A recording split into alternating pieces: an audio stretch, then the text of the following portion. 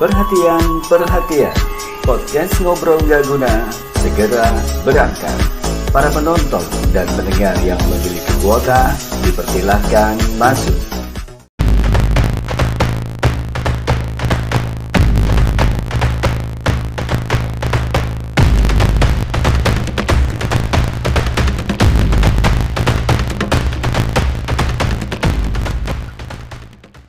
Angsuran lo bayar, jajan dia yang bayar, itu sampai berapa lama? Sampai gua putus. 3 Kalau di total semuanya bisa nyampe 50-an. 50 juta? Iya. 50 juta? Jangan ngelawan sama orang tua, apalagi ibu. Dia tuh penolong segalanya, ibarat kata itu dia tuh malaikat. Malaikat buat kita. Lo korban soalnya saya. Korban gue, mbak, cowok-cowok mau kondo itu korban banget. Dan gue merasakan penyesalannya. Cuman kan penyesalan kan nggak boleh disesali ya, dijadiin pelajaran. Dah. Oke, kita lanjut lagi ya. Tadi lo kan udah nyeritain kesedihan lo, terus di usia berapa, dan kaget gue ketika lo pengen bunuh diri kayak gitulah ya. Dan sampai sekarang masih lo lakukan itu. Nah, sekarang gue pengen satu lagi nih, hal apa sih yang paling menyakitkan dalam hidup lo yang sampai sekarang ini, apa yang paling bener-bener sakit dan lo bisa ngelupain apa enggak, dan kalau memang bisa tuh caranya kayak gimana tuh, Sa? Hal yang paling menyakitkan ya, menyedihkan di hidup gue itu perselingkuhan sih. Perselingkuhan? Lo pernah ngalamin itu? Sering? Emang lo udah berapa kali pacaran sih? Gue pacaran itu sebenarnya jarang ya bang, cuman kalau pacaran kan lama. Sekali pacaran tuh lama, dan ternyata tuh prosesnya emang awalnya manis. Semua tuh proses awalnya manis, dan ternyata kayak di balik manisnya itu mereka tuh menyembunyikan sesuatu. Dan itu selalu alami dengan pacar-pacar lo yang dulu? Iya. Selalu gue alamin, dan semoga sekarang sih enggak ya. Dan tidak menjadi pelajaran buat lo? Sebenarnya udah menjadi pelajaran buat gue, cuman kayak ya gue nggak menutup diri juga ya buat orang lain masuk ke kehidupan gue. Dibilang trauma sih ya trauma, sebenarnya trauma, cuman kayak oh ya udah, mungkin emang itu karma buat gue, mungkin dari orang tua gue atau gimana. Tapi satu sisi kayak ya udahlah, coba diperbaikin lagi, siapa tahu emang guenya yang salah gitu. Soal persikapan mungkin, atau mungkin terlalu over ke si cowoknya sampai si cowoknya jadi nyembunyiin perempuan lain di belakang gue. Oh, dan itu hampir setiap pasangan lo yang kemarin-kemarin? Hampir, dan selalu ketahuan, karena nggak tahu kenapa ya, feeling gue tuh kayak kok kuat banget ya gitu. Feeling gue tuh selalu kuat soal kayak ini orang kayaknya lagi beda deh gitu, kayaknya dia lagi ada yang disembunyiin dia di belakang gue. Dan ternyata nemu tanpa gue cari tahu, tiba-tiba tuh emang kadang perempuan yang ngasih tahu ke gue, atau mungkin tiba-tiba entah temen-temen yang ngasih tahu ke gue, kayak gitu sih. Nah, yang bikin tadi lo bilang awalnya manis-manis itu maksudnya apa sih tadi? Manisnya itu maksudnya kayak soal sikapnya, kayak kelihatannya sayang banget nih, kayak sayang banget, lebih kayak nge-treat gue. Itu di bulan keberapa sampai bulan keberapa? Gue itu pacaran paling lama itu 3 tahun. Paling lama. Dan di tahun keberapa di rasa manis itu tuh sampai ke tahun keberapa tuh? 1 tahun pertama. 1 tahun pertama doang. Selebihnya ya udah dimaafin, ternyata keulang lagi. Dan menyikapinya itu lo kayak gimana? Mencoba buat memaafkan sih. Nggak membalas?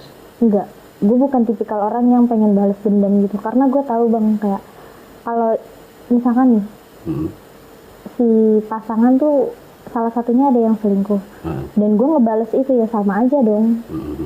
Gue cuman kayak ngurangin rasa sakit hati gue doang, ngerasa kayak oh udah gue bales nih gitu, tapi entarnya kan gue pasti ujung-ujungnya dapet karma juga dong. Nah itu gue nggak mau ngebales. Ketika itu terjadi, yang nyelesain siapa? Maksudnya udahan deh kita, itu lu dari pihak lu? Gue. Gitu? Dari pihak lu? Gue yang nyelesain. Dan dia selalu nerima? Awalnya nggak nerima, cuman kayak ya udah, gue bilang kan mau apa lagi, lu sendiri juga nggak bisa berubah, udah berkali-kali dimaafin tapi tetap sama, nggak ada perubahannya. Jadi ya udah, gue udah nggak kuat. Dan itu nggak jadi buat pelajaran buat lo ya saya? Karena lo dari minimal gini, maksud gue gini, lo kan udah tahu tipikalnya kayak gini, jadi lo tidak pernah punya satu intuisi gitu atau apa gitu, nih orang bakal kayak gini lagi gitu, nggak kayak gitu. Ada sebenarnya pikiran kayak gitu ada, cuman kan gue lebih mikir ke di mana lu mulai jatuh cinta, di situ lu siap sakit hati. Oh, oke. Kayak gitu. Jadi kayak oh ya udahlah, pasti emang semua laki-laki menyembunyikan sesuatu. Semua laki-laki ya, termasuk gue dong berarti. Bisa jadi, tapi nggak tahu sih ya. Oke. Berarti kalau sekarang berarti lo ada merasa nggak dengan yang pasangan lo yang sekarang, ada yang ngerasa kayak gitu nggak? Kelihatannya gitu. Nggak tahu sih ya, tapi semoga aja enggak. Semoga aja enggak ya. Walaupun Dan abangnya kayak gitu ya. Gue orangnya nggak mau nyari tahu sih bang. Lo harusnya kasih tahu, lo tanya sama temen-temen lo kayak atau kayak gimana kayak gitu. Gue tuh lebih kayak, padahal gue nggak mau nyari tahu karena gue nggak mau nyari penyakit. Jadi mending gue nggak usah tahu. Tapi pasti selalu ada aja yang ngasih tahu. Kayak gitu. Tapi feeling lo kenceng nggak kalau yang dengan yang sekarang kenceng nggak kira-kira? Kenceng apanya nih? Ya maksud gue kenceng, akan ada seperti itu nggak? Insya Allah enggak. Enggak ya? Oke. Lo kan ada di posisi middle ya dalam hal usia. Rencana menikah tuh gimana Sa? Lo orang yang tipikal pengen nikah muda atau nanti-nanti aja atau kayak gimana? Kalau dulu sih ya, dulu tuh gue punya target bang buat nikah. Usia? Gue tuh mau nikah di usia 22 tahun. Muda banget dong. Dulu tuh gue punya target. Nah tapi semenjak sekarang ini kayak gue semakin tahu gitu sisi-sisi percintaan dan teman-teman gue banyak yang nikah muda. Terus kayak oh ada aja nih masalahnya ya gitu. Jadi ya udah gue mau nikah itu kayak nanti aja deh. Ininya jodoh gue. Itu karena lo melihat permasalahan kawan-kawan lo yang nikah muda, jadi lo beralih target? Enggak yang karena permasalahan teman-teman gue juga sih, lebih kayak ke emang belum ada aja jodohnya. Oh belum ada aja, oke. Belum ada jodohnya. Belum lo kan sekarang udah lewat ya, untuk lewat 1 tahun lah. Ada target lagi kira-kira? 25 sih. 25. Mal, 2 tahun lagi berarti Mal. Tapi dia selalu ngomong gitu, abis jadi aduh aku pusing. Oke, jadi lupa gue. Oke, jadi 2 tahun lagi ya. Insya Allah. Oke, gue sih doa tetap target lo sesuai ya. Amin. Ini seandainya gitu, ternyata 2 tahun lagi ternyata target lo nggak kekejar gitu. Apa yang harus lo lakukan, atau lo cari pengganti atau kayak gimana? Enggak sih, tetap stay sama, karena gue tuh bukan kayak mengagung-agungkan hati gue ya. Gue tuh tipikal orang yang kalau udah satu udah, gue nggak mau mencari-cari lagi, karena kayak gue mikir ya umur gue juga udah lumayan ya, walaupun orang-orang bilang kayak lo masih muda, masih bisa main-main atau segala macem. Enggak, gue tuh bukan tipikal orang yang kayak gitu. Gue lebih kayak ke ya udah, gue kalau udah satu ya satu. Kalau misalkan dianya ngecewain dan gue udah maafin tapi itu keulang lagi, ya gue serahin ke lu. Maunya gimana?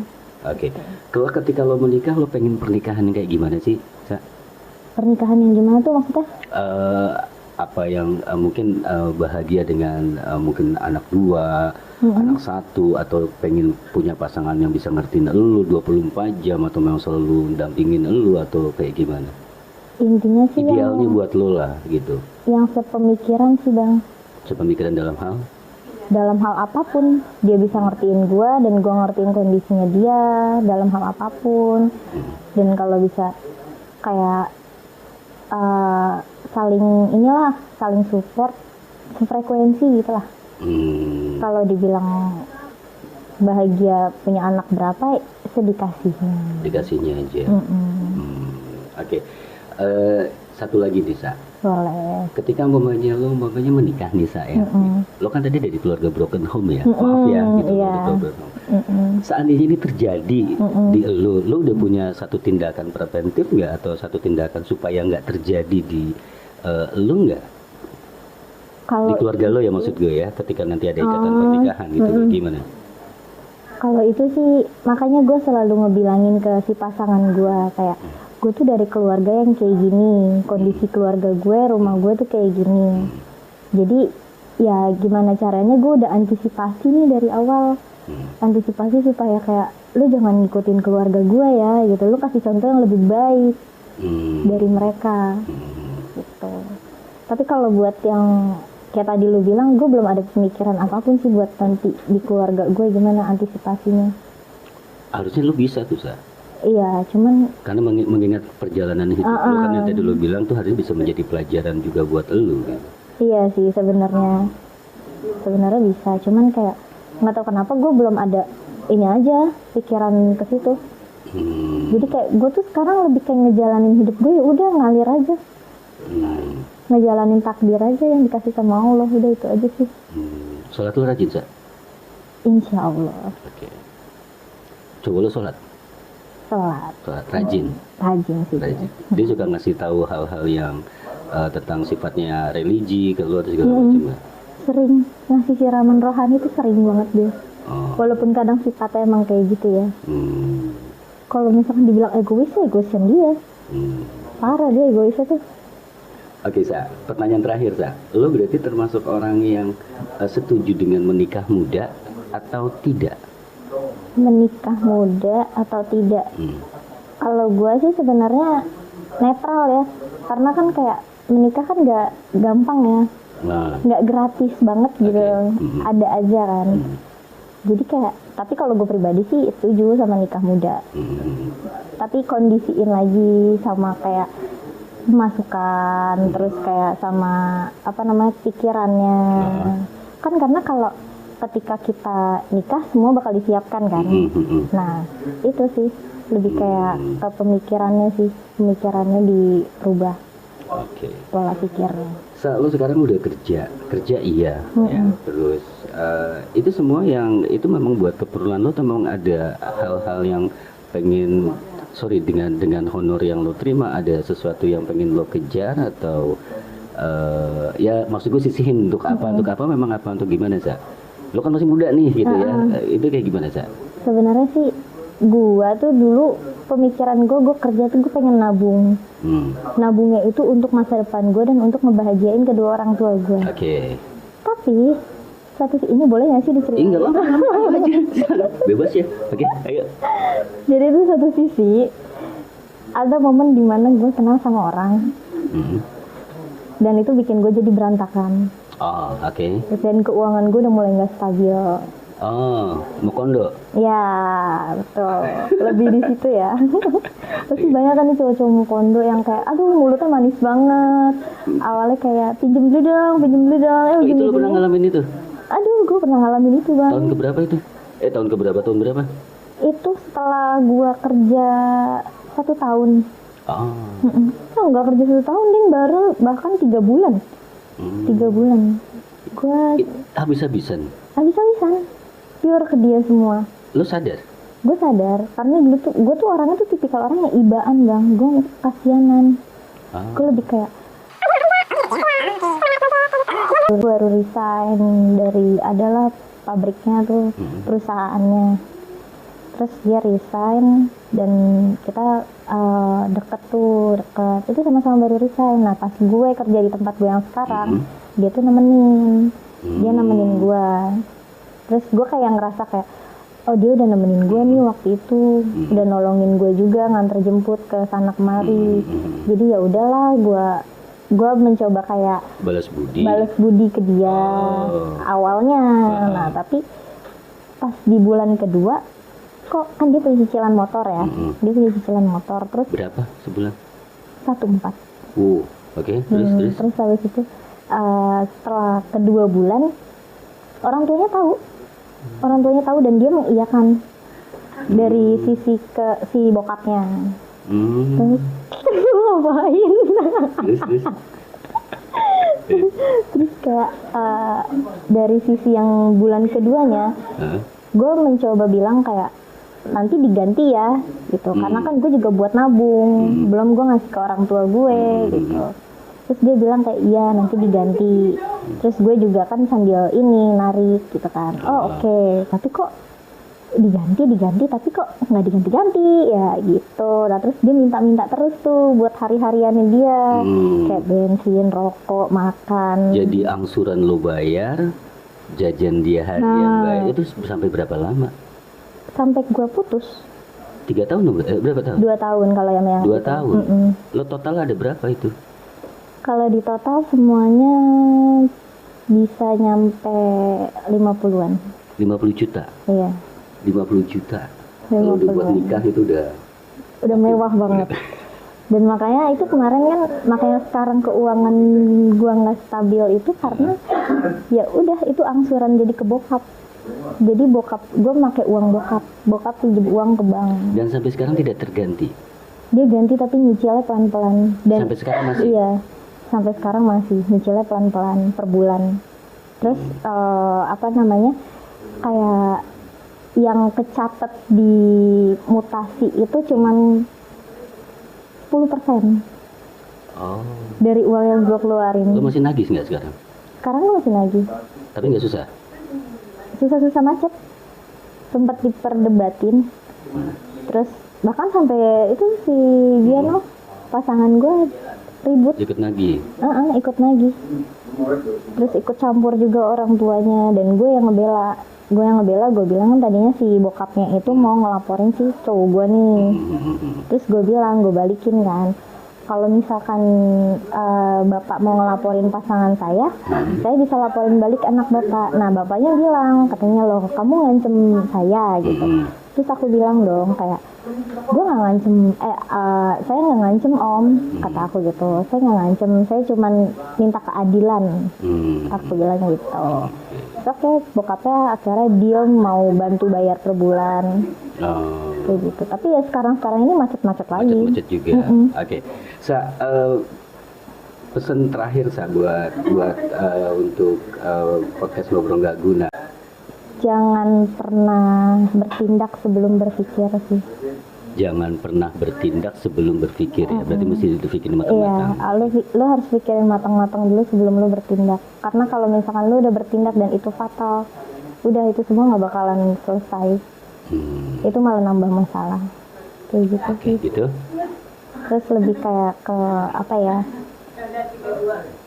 Yang pertama tadi tuh, jangan lawan sama orang tua, apalagi ibu. Dia tuh penolong segalanya, ibarat kata itu dia tuh malaikat buat kita. Malaikat banget. Dan dari perjalanan hidup gua, motivasinya lebih kayak ke hati-hati sama laki-laki. Jangan sama laki-laki. Oke. Ya, jangan sampai tertipu sama mulut-mulut manisnya. Kayak hati-hati banget deh. Oke. Lo korban soalnya saya. Korban gue, cowok-cowok mau kondo itu korban banget. Dan gue merasakan penyesalannya. Cuman kan penyesalan kan nggak boleh disesali ya, dijadiin pelajaran. Oke, gue thank you banget lo udah datang ke podcast Ngobrol Nggak Guna. Iya, gue juga thank you banget bang. Pelajaran apa juga yang lo sampaikan pasti bisa menjadi satu bahan buat mereka untuk berpikir. Apalagi yang terakhir cowok-cowok mau kondo. Gitu. Padahal di podcast Ngobrol Nggak Guna pernah dibahas tentang mau kondo. Itu ada juga bintang tamu juga waktu itu juga cewek. Gitu. Sama dia juga jadi korban sama kayak lo. Oh gitu. Ternyata banyak ya korbannya perempuan tuh. Oke, thank you banget, sukses buat lo dan jangan bosan untuk bisa datang lagi ke sini kita ngobrol-ngobrol yang lain. Bang. Ya saya. Oke, jadi untuk segmen hari ini udah cukup, episode hari ini udah cukup dan untuk episode berikutnya ditunggu aja, pasti bakal lebih menarik. Salam dari gue dari podcast Ngobrol Nggak Guna. Wassalamualaikum warahmatullahi wabarakatuh. Oke.